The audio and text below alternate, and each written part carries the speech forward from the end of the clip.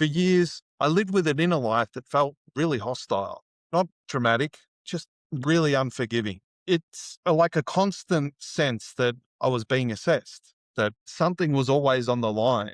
Like if I rested, I hadn't earned it. If I failed, meant something about me.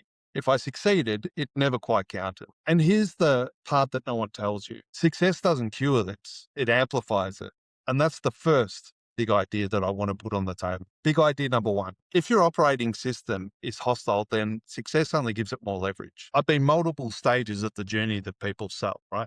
Starting out, building, winning, losing, starting again. At every stage, the same internal rules followed me because they weren't about circumstance. They were about governance. And that's where things got dark. Because once you realize that suffering isn't situational, that you're forced to actually face something harder. It's not what you're doing. It's how your inner system is actually wired. At some point, I stopped asking, why am I like this? And started asking a more dangerous question. Like, what internal rules am I obeying as if it's like laws of nature? And that question took me places that I didn't want to go. Because when you follow it honestly, you start to see the bargains that you made early in life. If I'm good enough, I'll be safe. If I don't disappoint, I won't be abandoned. If I stay useful, I belong. These weren't thoughts, they were contracts. And nobody ever told me that I could renegotiate them. That leads me to the second big idea. Big idea number two. Most adult suffering comes from contracts that you actually signed as a child and you've never revisited. Once I saw that, I couldn't unsee it in myself and in others. People aren't lazy, they're constrained. People aren't unmotivated, they're internally threatened. People don't resist change because they're weak. They resist because change feels like death to a system built for survival. This is where most self help completely fails. Like, it tells you to override the system, to push through, to reprogram, or to become someone who, which brings me to the third big idea. Big idea number three. You don't need to become someone else. You need to stop being governed. Like, I've heard this 1,000 times, right? You need to become someone who's going to achieve your goals. Maybe, but notice what it implies. It implies that you're currently not enough. It implies that worth is conditional. It implies more pressure is the answer. And I don't buy it. What I've seen in myself and in others is that the problem isn't lack of discipline or identity. It's an overtight operating system. Like too many hard rules, too much moral weight, too little room to move. So instead of upgrading the persona, I started to relax the platform. And that's a very different move. This is where Team CBT entered my life in a really serious way.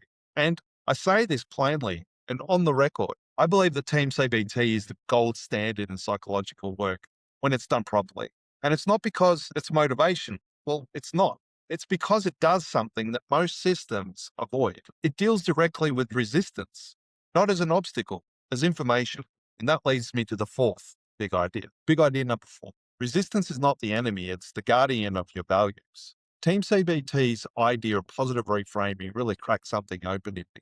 Like the things that I hated most about myself, self-criticism, overthinking, the avoidance and drive, these weren't defects. They were distorted expressions of my values, like care, integrity, responsibility, love. And seeing that didn't make the behavior disappear, right? But it removes the cruelty. And when cruelty drops out of the system, something unexpected happens. You get orientation, which leads me to the fifth big idea. Big idea number five.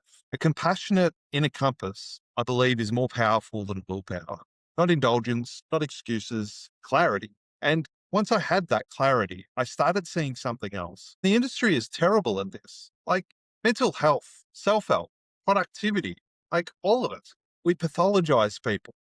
I can't, if I see another video on narcissism, I swear, like we reduce them to labels, tell techniques without context, tell people that they're broken, and we sell them the fix. Like it's risky to say this, but I'm going to say it anyway. Big idea number six. Most of the industry treats symptoms because it's afraid of meaning.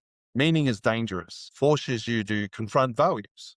Values force you to confront trade offs. Trade offs, they force you to accept loss. And nobody wants to touch that. But you can't build a life on hacks. You have to sort out the operating system because every other idea is gated by it. That's not theory, that's lived reality. Like around the same time, I was working deeply with AI. and something obvious and unsettling clicked. AI is a language model, like it can read narratives. And if you think of your inner world as a background language that has been automated for over decades, there's like scripts, rules, self talk, moral judgments, like it's all there. It's like an autocomplete. Think of the word that's going to come out of my mouth, right?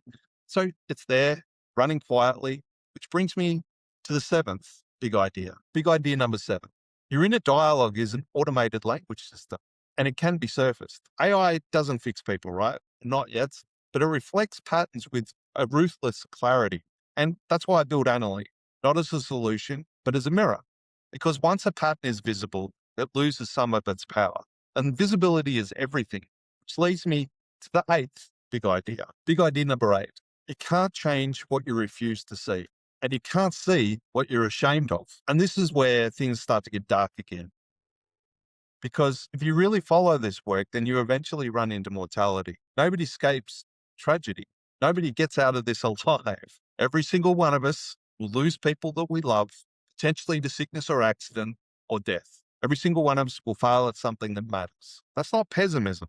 That's the absurd condition of being human. And oddly, that's where I find freedom, which brings me to the ninth big idea. The ninth big idea.